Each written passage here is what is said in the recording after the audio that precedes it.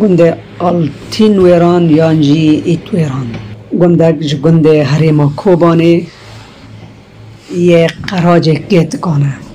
در دور 27 کیلومتران لباشوری کوبانه دکوه و 8 کیلومتران لباکوری ریا گشتی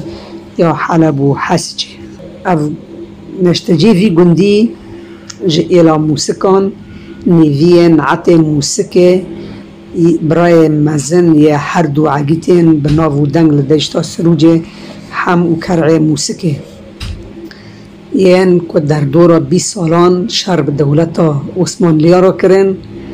جه سال 1824 حطانی 1845 گرد دی کومنت دولت عثمانلی که دیروکناس محسن سیدا لسر مال پرا المدارات نویساندی دیجه و هر دو برایان شرب دولت عثمانی را کرد نوبری 1838 حتی 1845 و پشتی ویجی شرعون بداوی بود همه موسیقی دشرده ها تا کشتن و برای وی کرع دیل ها تا گرتن و داوی فرمان نک به مافی وی دان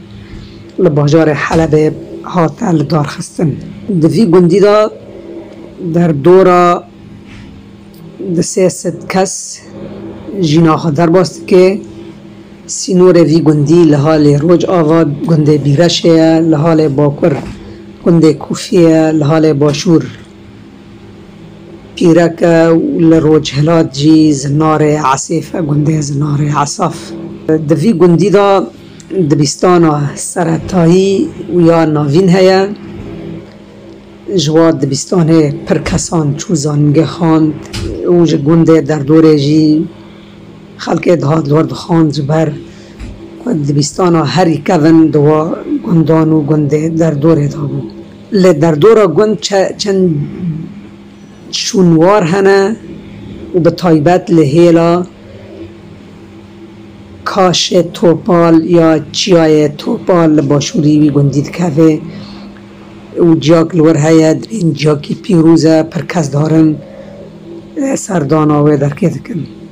ده سال 1998 دا دولت بعث رژیم بعث خواست ناوه گند بگهره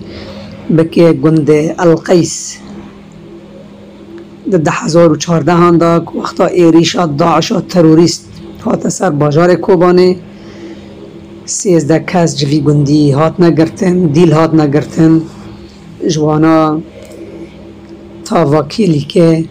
6 کس 4 نوساوان ندیاره. گند ایتویران یان آلتون ویران حتانی پشتی که فرانسا جه سوریه خوکشاند لسر نقشن وی ولاتی ناوه خواه آلتون ویران بو و تانها جی هنک نقشه و دمه هنه لسر دین ویساندن گنده آلتون ویران.